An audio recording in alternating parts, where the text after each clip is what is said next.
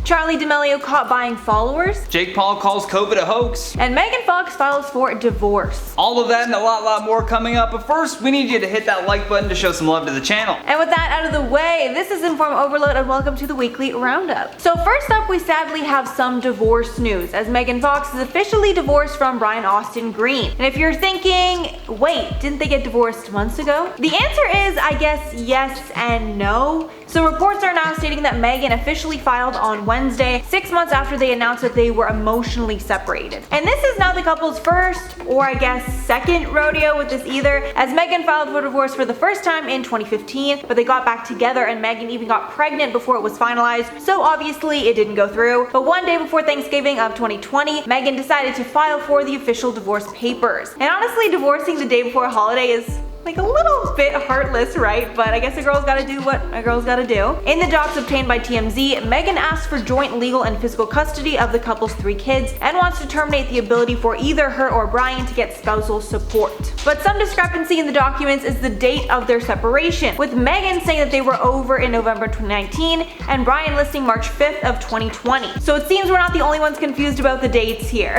Megan went public with her new boyfriend, Machine Gun Kelly, 3 days before her and Green's separation was publicly announced. The new couple met before the coronavirus lockdowns when they were filming for their new movie, Midnight in the Switchgrass. A couple of days later, Brian emotionally announced on his podcast with Brian Austin Green that Megan had left him, with her admitting that she felt better and more like herself when she wasn't with him. And now over to Johnny. Justin Bieber is one of the many musicians this year that are having some real issues with the Grammy Awards. The Weeknd, for example, walked away with 0 nominations despite his song Blinding Lights still being on top of the charts. He then went on to call the Grammys corrupt and believed that he was snubbed because they didn't want him to dilute his Grammy performance with a Super Bowl performance. Yes, that's right. The Grammys gave The Weeknd an ultimatum. You either perform with us or you perform at the Super Bowl. You don't get to do both, and because he chose the Super Bowl, he now believes that they slighted him. Even Drake defended The Weeknd by calling the Grammys an irrelevant award show. Although for Justin Bieber, he is grateful for his latest nominations, but believes that he was entered into the wrong category. The pop star received 4 Grammy nominations for Best Pop Solo Performance, Best Pop Duo Performance, Best Pop Vocal Album, and Best Country Duo Performance for his song 10,000 Hours. In response, Bieber said, "I am flattered to be acknowledged and appreciated for my artistry. I am very meticulous and intentional about my music. With that being said, I set out to make an R&B album. Changes was and is an R&B album. It is not being acknowledged as an R&B album, which is very strange to me. I grew up admiring R&B music and wished to make a project that would embody that sound. For this not to be put into that category feels weird, considering from the chords to the melodies to the vocal style all the way down to the hip-hop drums that were chosen, it is undeniably, unmistakably an R&B album. To be clear, I absolutely love pop music, it just wasn't what I set out to make this time around. My gratitude for feeling respected for my work remains, and I am honored to be nominated either way." So at least he hasn't entirely lost hope on the Grammy Awards, but I don't know about you, the Weeknd story just rubbed me the wrong way. To give him 0 nominations is absolutely a mistake. But with that, let's head over to Brie's Corner and see what story she has for us today. Thanks guys. So Premier Chat, what would you do for a Klondike bar? Oh, what was that? Sacrifice your firstborn child? Well, that's a little extreme. How about what you do for a good old animal style burger? Fight somebody. Well hey, you've got the same idea as this guy from Colorado. See, an In-N-Out Burger location just opened up in Aurora, Colorado, and it's a pretty big deal since they're mostly found in California. This brought some serious business to the area because everybody and their mother wanted to try one of these coveted beefy masterpieces. And when I mean everybody, I really do mean everybody. I'm sure that half the population of the state of Colorado showed up at that fast food joint because the traffic there was so crazy. There was a 14-hour wait time to get your food. 14! It was estimated that the lineup was nearly 2 miles long. I don't use miles because I'm in Canada and we use kilometers. So I don't really know how long that is, but I'm assuming that is quite lengthy. The Aurora Police Department had to sort of get involved because the traffic was so intense. You would have honestly thought that the president had like died or something with the amount of people crowded in that area. I'm sure that in a few weeks we're gonna hear that this became a super spreader event in regards to COVID. Anyway, these poor souls waited for 14 hours, and you know, to be waiting for that long to get some food, you'd probably get a little hangry and tensions can rise a bit. Well, they rose alright. In the midst of all the fast food chaos, a fight broke out and it was caught on camera. Basically what happened, or what is speculated, is that there was some kind of altercation in the parking lot and a kid was pushed or some kind of contact happened, which resulted in two guys getting into a fight. It ended when one guy ended up pulling the pants off another during the fight, and the whole time the brawl was going down, the people in the lineup were cheering, laughing, and were honestly probably just enjoying the entertainment having been in line for so long. Let's just hope that their fight was worth the burger, cause if not, it sucks for them. I think the lesson here is to just go to McDonald's. In other news,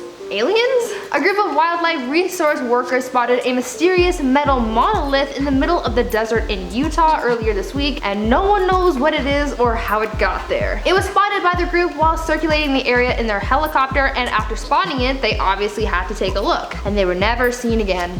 No, I'm just kidding, but it could have happened. This thing is a tall metallic monolith that is very similar to that from the film 2001: A Space Odyssey. When officials found it, it was unmarked and there was nothing else in the area. Kinda spooky. So what is it? Well, as of right now, we don't know for sure what it is, who made it, or where it comes from. I originally thought it was some kind of Tesla publicity stunt or the mothership Elon Musk's barcode baby came from, but there are other theories out there as well, some wild and some more realistic. Aliens seem to be one theory. People think that this thing is some kind of spacecraft from outer space or other technological object from the depths of the cosmos, but experts say that this monolith being extraterrestrial is highly unlikely, but not impossible. Instead, officials believe that it's some kind of art installation specifically to honor the film 2001: A Space Odyssey. Since parts of that film were shot on the Utah-Arizona border, it is possible that this potential mystery artist was just commemorating the movie. This mystery still remains unsolved, so I'm counting on the power of the internet theorists to give me some answers. But let me know what you guys think that this thing might be. Now back to my friends in the studio. Thanks for that, Brie, and now on to some feel-good news. Well, we all knew that Michael Jordan was an incredible basketball player, but who knew that he also had a heart of gold? For those of you who don't know, Michael just donated a staggering $2 million to the nonprofit called Feeding America. Especially with the holiday season coming up, many people are in desperate need of support from organizations like this. In response to his generous donation, Feeding America tweeted, "An incredible gift to be thankful for, NBA legend Michael Jordan is donating $2 million to help our neighbors facing hunger. We will also include that link to the Feeding America website if you'd like to learn how you can donate or volunteer for the holiday season." And when speaking about why he donated, Michael had this to say: "In these challenging times and in a year of unimaginable difficulty due to COVID-19, it's more important than ever to pause and give thanks. I am proud to be donating additional proceeds from The Last Dance to Feeding America and its member food banks in the Carolinas and Chicago to help feed America's hungry." Feeding America is a hunger relief organization that supplies more than 200 food banks with goods to feed more than 46 million people through food pantries, soup kitchens, shelters, and other community-based agencies. So this massive donation will certainly help with their efforts, and for that, Mr. Jordan, we thank you. And now over to Jared for sports and science.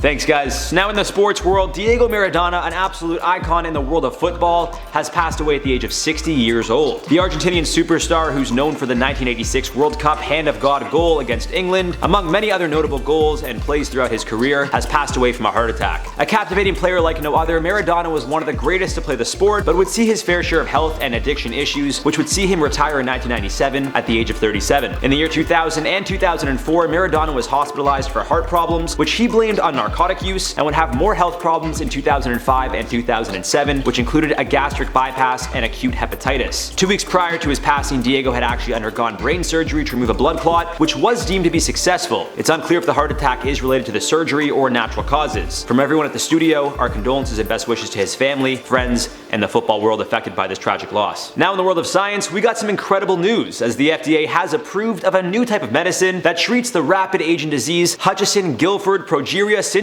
Also known as progeria, those who are born with the disease tend to die of heart failure, heart attack, or strokes as a teen. Most who have it tend to pass before their 15th birthday, so the fact that an FDA-approved medicine is on the way is absolutely incredible. Known as Zokinvy, the medicine is the first and only FDA-approved treatment for progeria, which was announced on November 20th. Clinical trials showed that on average, those taking the medicine for the first 3 years saw their lifespan increase 3 months, while those who continued to receive it for up to 11 years saw their average lifespan increase by 2.5 years. However, Monica Kleiman, a pediatrician who was involved with clinical trials, explained, I quote, "This is not a cure. We've hopefully extended the lifespan that the children have by slowing the pace of the disease." Yet she still made it clear the medicine doesn't give kids a normal length of life. Hopefully this is the start of what's to come, and the science world will continue making incredible advancements in medicine. Back to the studio.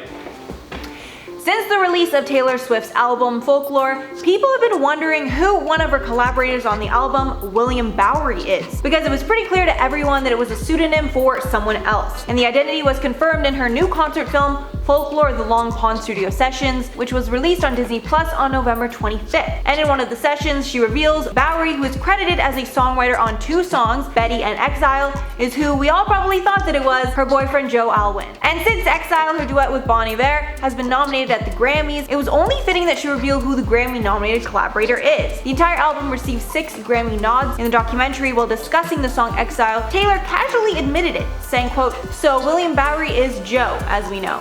Adding, quote, "Joe plays piano beautifully. He's always just playing and making things up and kind of creating things. Joe had written the entire piano part." And who knew the actor was also a musician and songwriter, with Swift going on to say that he wrote a large part in the song Betty too. So wow, they're quite the talented couple. Now over to Johnny. Thanks, Mackenzie. And now in some you gotta be kidding me news, YouTuber Jake Paul told Insider.com that he wouldn't stop partying during the pandemic because he believed that COVID-19 is a hoax. In a statement, he had this to say: "There are people losing jobs, there are small businesses who are going bankrupt, there are millions of people who are unemployed right now, people are turning to alcohol and drugs to cope with everything that's going on. This is the most detrimental thing to our society. COVID cases are at less than 1%, and I think the disease is a hoax." He then went on to falsely claim that the disease has killed the same number of people as the flu, which has simply become a right-wing anti-masker talking point to prop up their arguments. No one is disagreeing that people are suffering right now and that lockdowns are also coming with their own negative effects, but Jake Paul is not sitting in front of the statistics that scientists are seeing every single day. The reason we trust medical professionals is because this is their field of study. Just like how you wouldn't go to your mechanic for a haircut, you shouldn't turn to YouTubers/boxers for hot takes on science. In Los Angeles County alone, where Jake Paul happens to live, the daily testing positivity rate was at 7.3% as of November 20th. Compare that to 3.9% at the beginning of November, and this is a huge increase. These statistics, by the way, can be found on the LA County Public Health site. Now, I understand the frustration, especially for people that are living in California. Your governor, Gavin Newsom, has been making mistake after mistake. He even put in a curfew which requires people not on essential errands to stay home from 10 p.m. to 5 a.m., as if the virus gets more aggressive when the sun goes down. Here's the reality. No one knows what to do, and that scares a lot of people. Then you couple that with the power to just lock your entire state down whenever the numbers seem to rise, and naturally there are going to be people that don't like your decisions. I really just hope that someone speaks directly to Jake about this, or else he's just probably going to unravel even further into this world of conspiracies. So far, COVID-19 has taken the lives of more than 250,000 Americans this year, whereas the flu between 2018 to 2019 killed an estimated 34,000 people. That's still a lot of people, don't get me wrong, but to suggest that the flu is more deadly is just factually inaccurate. I just need to say, Johnny, you just came through with the facts. I was like listening, I was like, damn, Johnny. I'm not a scientist either. I looked up all of this stuff from very reputable websites, you know. It is crazy. I mean, it's not shocking that Jake Paul is, of course, going to be the influencer that's like, oh yeah, guys, we don't need to worry about this. Something actually sent to you is that Dr. Mike, I'm not sure if you guys know who that is. I love Dr. Mike. He was actually just seen out partying, and I read he's like now pro-corona, or he doesn't think corona is that big of a deal. I don't know. I know, how can you be pro-corona? I don't know if that whole part of it is true. I didn't actually read the article, but it's just influencers are now kind of taking a turn. Before they were trying to save face, trying to at least seem like they cared. Now most of them don't even care about trying. They're like, honestly, I don't care about watching their content anymore either then.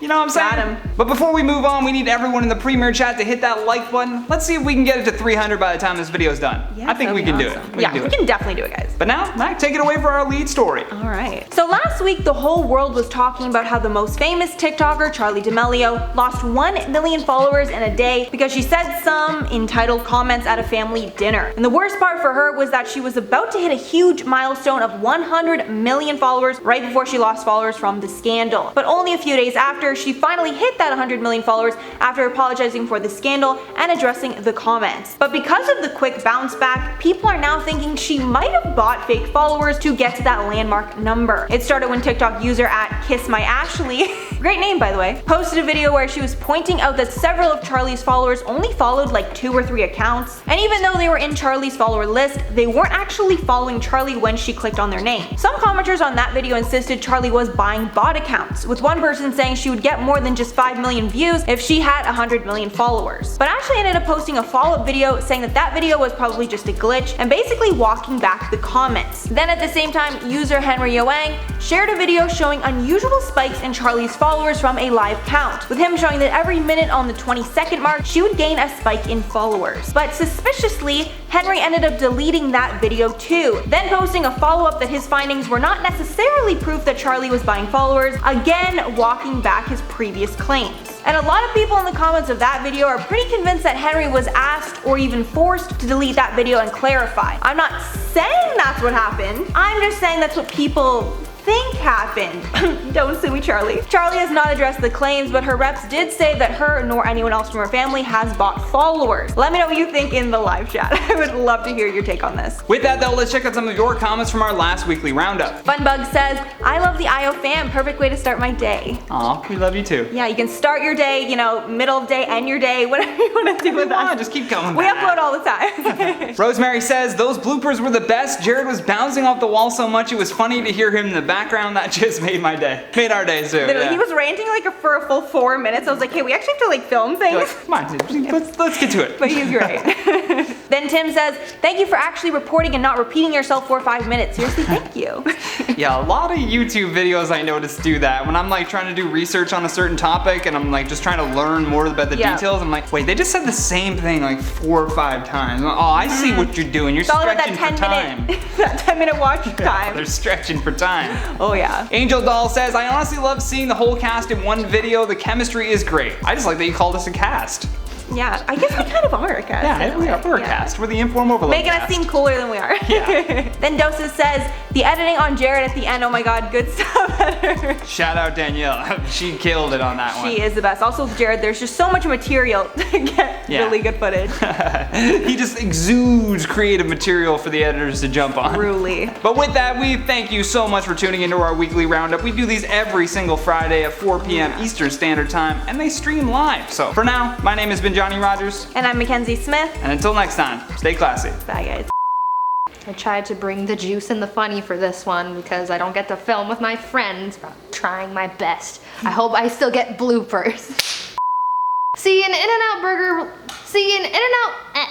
See an In-N-Out burger. Train. I thought we were on good terms. The Aurora Pro. What does that sound? Or the mothership that Elon Musk's barcode named Baby An incredible. We will all. Okay, now I'm saying that. That's me. Okay. I'm gonna just pick up from. Known as a kid. I was going there for a good while, eh? I just realized there's gonna be so many less bloopers now that we're not filming together. No goofing around. And since Exile, her duet with Bon Iver. Oh my god, Bon Iver? Bon Iver? Yeah, I was like, I know it's not that either. Then at the same time, user Henry O. Wang started, oh my god, why am I saying started? Oh my god, shared